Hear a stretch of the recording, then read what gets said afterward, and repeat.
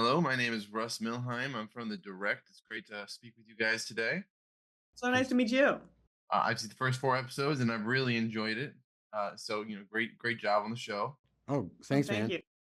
Yeah, obviously the show is based on the hugely popular game series. So I need to ask, which of the games do you feel like you pulled from the most as or referenced? We do get asked that, and I keep jumping and saying like, "Don't answer, don't answer," because the fan base of Fallout it's massive, and they can't agree on which is the best one, and that debate is sort of just an ongoing thing for years now.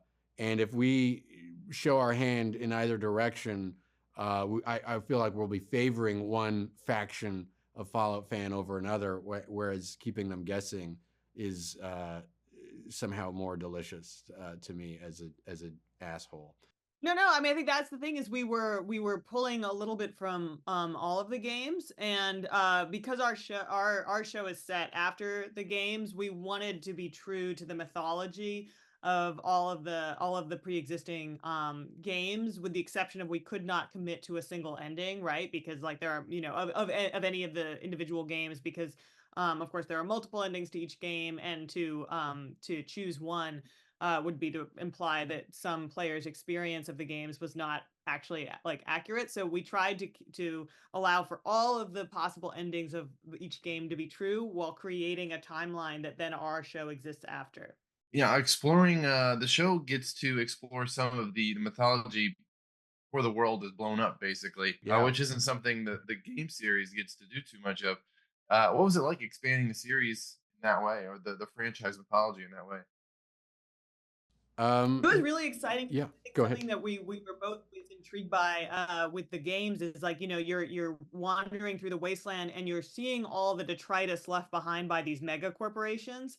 And it seems to imply like, like, the fact that these mega corporations had so much power before the bombs dropped, like, doesn't maybe that implies something about that they had something maybe to do with it, and like it's a bit of a mystery of what the connection is, but it certainly feels like it's implied in the games, and that was something we are interested in exploring more of. And Graham can talk more about sort of corporations and Amazon. I mean, yeah, look, it's a show about a world that bet big on mega corporations and it didn't work out. And here we are in the world, and it's from 1997, the original game.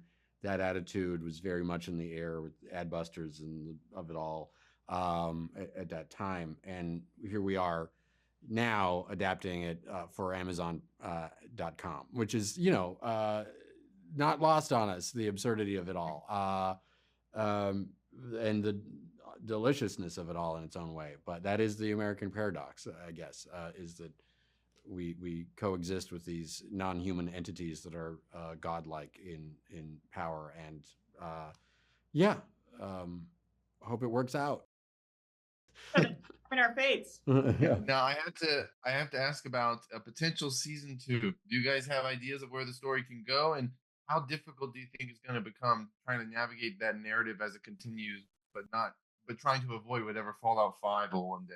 We've had lovely discussions with Todd throughout, like, and Bethesda. They've always been involved, so we've it's been actually a really lovely, easy collaboration with them. So we're not too worried about navigating Fallout 5, because they've already informed us of some things to be aware of, and we've informed them of our hopes for a potential season two.